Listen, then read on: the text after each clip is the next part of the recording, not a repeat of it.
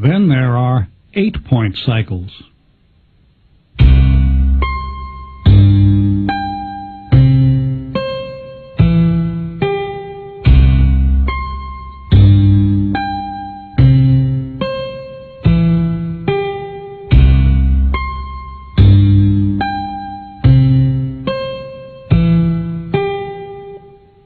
And so on. In other words, each time the growth rate is increased by a certain amount, the cycle becomes twice as complicated. Each time the cycle period doubles and doubles again, it takes a smaller and smaller change in the growth rate to achieve each additional doubling. This produces a kind of snowball effect. Before the growth rate becomes very large, the cycle length will double an infinite number of times, and irregular, or so-called aperiodic cycles also will appear.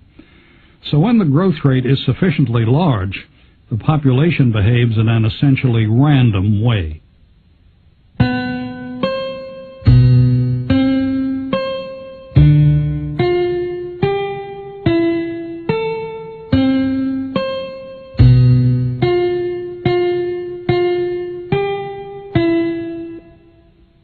These changes in population dynamics are called period doubling bifurcations. This is how a very simple system, which is still deterministic and contains no random factors, is led to display infinitely complicated behavior. But that's not all. Even though we only subtract and multiply when we calculate the population numbers, the answers we get are, in a sense, never the right ones. To see this, we could try an experiment. If we take two different calculators or computers, say a PC and a Macintosh, we can evaluate the logistic equation on both of them. Each computer makes exactly the same calculations, starting at the same point and using the same formula. But after the first 20 or 30 values are calculated, we see completely different numbers coming up. When one computer predicts a population peak,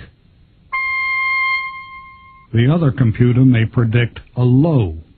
The two computers are producing dissonance.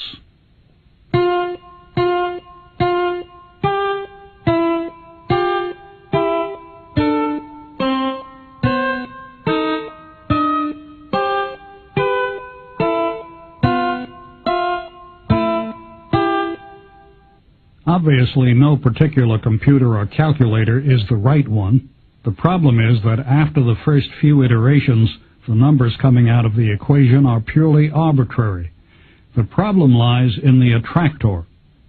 At the first bifurcation, the original attractor becomes unstable and is replaced by a new one, which now consists of the 2-point cycle. This is like the case of the marble cycling around the hump in the bottom of the bowl.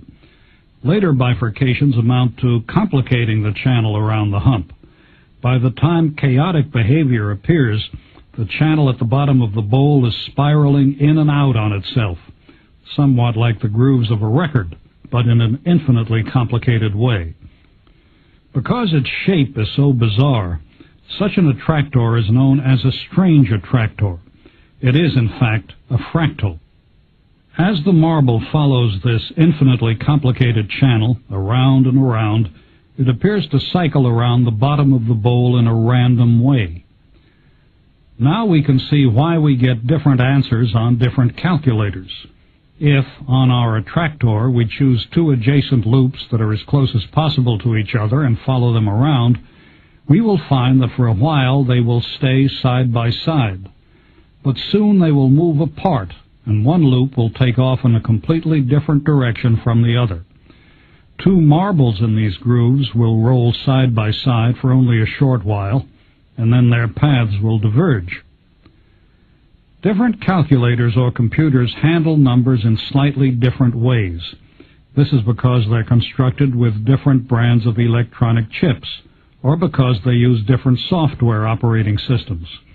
Normally, these differences are invisible. We get the same answer on either computer. At least, that's the case with normal, well-behaved mathematics. But when we work with equations that have strange attractors, the differences in the computers quickly become apparent. When we enter the same value into two calculators and calculate subsequent values for the population, the numbers soon diverge.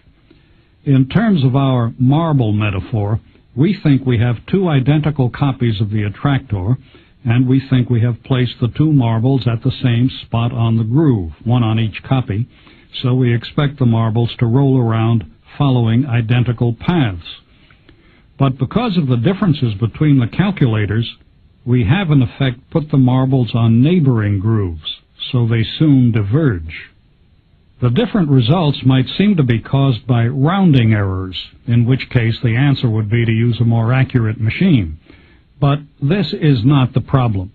To eliminate the variation, we would need infinite precision, and that would require an infinitely large computer. The basic problem is not one of accuracy. We're seeing the unruly mathematics of strange attractors. The implications are profound. The Nobel Prize-winning chemist Ilya Prigogine and the philosopher Isabelle Stengers have pointed out that uncertainty is complete and it's inevitable. Under these conditions, in order to predict deterministically the type of behavior the system will adopt, one would need infinite precision. It is of no use to increase the level of precision or even to make it tend toward infinity. Uncertainty always remains complete. It does not diminish as precision increases. That means that divine knowledge is no longer implied in human knowledge as its limit, as that toward which one might tend with increasing precision. It is something other, separated by a gap. Robert May discovered the chaotic behavior in the logistic equation, and he helped spread this knowledge to a wide community of scientists. But he did not discover chaos. Chaotic behavior was discovered first by the great French mathematician Henri Poincaré in the late 19th century. He was trying to solve the three-body problem, where three objects are in mutual gravitational attraction, like the Earth, the Sun, and the Moon. Ever since Newton had written his equations for the laws of gravitational attraction, the three-body problem had vexed scientists with its complexity and difficulty. Poincaré showed in the 1890s that the solution was so complicated that in effect you could say there is no solution. As a result of this work, Poincaré invented a technique for displaying chaotic behavior, a method now known as a Poincaré section. Then he lost interest and dropped the subject. Perhaps he couldn't face the consequences of discovering that infinite disorder is hidden in equations which for 2 centuries had defined order and predictability. But even if he did reach this level of insight, it would have been difficult for Poincaré to go further with the mathematical tools then available. David Campbell, a specialist in nonlinear dynamics at the Los Alamos National Laboratories, describes why further progress did not occur until the 1960s. Despite Poincaré's remarkable insight, deterministic chaos remained virtually unexplored and unknown until the early 1960s. The reason for this long hiatus is that chaos defies direct analytic treatment. The seeds planted by Poincaré could only germinate when the advances in interactive computation made experimental mathematics a reality. And so chaotic behavior was largely forgotten for about 70 years. Chaos should have been rediscovered in the 1920s by Louis Fry Richardson, the British scientist who later wrote on the length of coastlines. His was the work that would inspire Mandelbrot's work on fractals. Richardson was instinctively attracted to problems involving what we now know to be fractals and chaos. One of his interests was atmospheric turbulence. In his work on turbulence, he wrote a famous parody of Jonathan Swift's observation that a flea hath smaller fleas that on him prey, and these have smaller fleas to bite him, and so proceed ad infinitum.